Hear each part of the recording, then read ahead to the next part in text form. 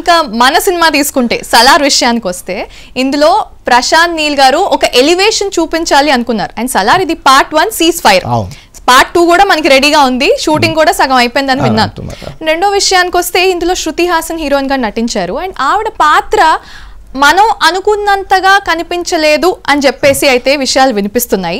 And అలాగే కొన్ని elevation shots ఏవైతే ఉన్నాయో ప్రభాస్ గారిని చూపించిన ఎలివేషన్ షాట్స్, అబ్బా బాహుబలి తర్వాత ప్రభాస్ ని మేము ఈ రకంగా చూడాలనుకున్నాము అని అనుకున్నారు ఫ్యాన్స్. సో అది నెరవేరిందంటారా? అంటే 100% నెరవేరిందండి. ఇక్కడ విషయానికి వస్తే అంటే ఇందాక మనం ఎలా అయితే షారుఖ్ ఖాన్కి ఫ్యాన్స్కి అంత అంటే హైప్ ఇచ్చే క్యారెక్టర్ కాదు అందులో అతను, ఎలా అయితే సామాన్యమైన క్యారెక్టర్ చేశారు. కానీ ఇక్కడికి వచ్చేసరికి టోటల్ రివర్స్. అంటే ప్రభాస్ని ఫ్యాన్స్ ఎలా చూడాలనుకుంటారో ప్రశాంత్ నీల్ అలా చూపించారు. ఇందాక మీరు అన్నట్టుగా ఎలివేషన్ షాట్స్, అసలు ప్రభాస్ స్క్రీన్ మీద కనిపించే ప్రతి షాట్ కూడా ఒక ఓపెనింగ్ షాట్ లానే ఉంటుంది, ప్రతి ఫైట్ కూడా ఒక క్లైమాక్స్ ఫైట్ లానే ఉంటుంది. అంటే కొన్ని సీన్స్ అయితే మనం ట్రైలర్లో కూడా చూసాం, ఒక ఐరన్ రాడ్ని ప్రభాస్ ఇలా చేత్తో పట్టుకుని గట్టిగా పట్టుకున్న తన ఆవేదనని, ఆక్రోశాన్ని, ఆవేశాన్ని కూడా అలా అణుచుకునే ఒక సీన్ ఉంటుంది. అంటే ఐరన్ కూడా మౌల్డ్ అయిపోయి ఆ షాట్, దానికి ఇచ్చిన బీజిఎం అయితే థియేటర్లో గూస్ పంప్స్ వస్తున్నాయి. కాబట్టి ఓవరాల్గా స్టోరీ ఎలా ఉంది, ఎంతవరకు అతను ఆ కథని మెప్పించాడు, స్క్రీన్ మీద ప్రజెంట్ చేశాడు అనే విషయాన్ని పక్కన పెడితే ప్రభాస్ ఫ్యాన్స్కి మాత్రం ఐ ఫీస్ట్ అని చెప్పొచ్చు. బాహుబలి తర్వాత ప్రభాస్ వచ్చిన అంటే మధ్యలో వచ్చిన 3 సినిమాలని పక్కన పెడితే బాహుబలి తర్వాత మళ్ళీ ఇది ఒక కంబ్యాక్ ఫిల్మ్ అయితే ఖచ్చితంగా చెప్పుకోవచ్చు మనం. ఈ సినిమాకి జనాలు 2 ప్రాల కోసం వెళ్ళారు, ఒకటి ప్రశాంత్ నీల్, రెండోది ప్రభాస్ కోసం వెళ్ళారు. అండ్ ఇంకొక ఐ ఫీస్ట్ విషయం ఏంటంటే ఇందులో పృథ్వీరాజ్ గారు మలయాళం యాక్టర్ ఇందులో నటించడం one of the great thing అని చెప్పొచ్చు. అండ్ పృథ్వీరాజ్ గారికి ప్రభాస్ గారికి కాంబినేషన్ సీన్స్ ఎలా ఉన్నాయంటారు? చాలా బాగున్నాయండి. అంటే ఫస్ట్ నుంచి కూడా ప్రశాంత్ నీల్ చెప్తుంది ఏంటంటే ఒక లవ్ స్టోరీ తీయట్లేదు, అలాగే టోటల్గా ఏదో ఎవేగా వెళ్ళే సినిమా నేనేం చెయ్యట్లేదు.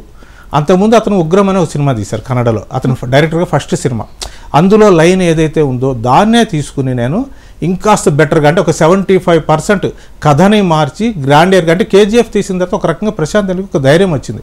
అంటే పాన్ ఇండియా లెవెల్లో మనం ఒక సినిమాని ఆ స్టాండర్డ్స్లో కనుక తీస్తే ఖచ్చితంగా ఎన్ని కోట్లు పెట్టినా కానీ 100 కోట్లు పెట్టచ్చు, 200 కోట్లు పెట్టచ్చు, ఆ డబ్బులు మనకి వెనక్కి వస్తాయి అని ఒక ధీమా కలిగింది.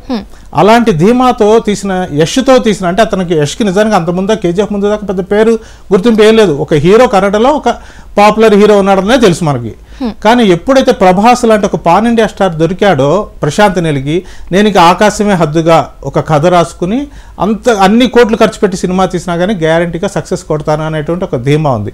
ఇందాక మీరు అన్నట్టుగా ఈ 2 కలిసిన తర్వాత ఇక ఫ్యాన్స్ కూడా ఏంటంటే ఒక కేజీఎఫ్ 1, 2 చూసిన తర్వాత ప్రభాస్ ఫ్యాన్స్ కూడా 100% కాన్ఫిడెన్స్ వచ్చింది. అంటే ఆది పురుషులో సరే హిందీ డైరెక్టర్ తీశారు, ఎలా ఉందో మనం అందరం చూసాం రిజల్ట్. సాహో కొత్త డైరెక్టర్, అతను 2వ సినిమా, సరే తర్వాత రాధేశ్యాము అతనికి 2nd ఫిల్ము. కాబట్టి వీళ్ళందరూ కాదు, మా ప్రభాస్ని కరెక్ట్గా చూపించేది ప్రశాంత్ నీల్ మాత్రమే అనుకున్నారు, దాన్ని అతను నిలబెట్టుకున్నాడు.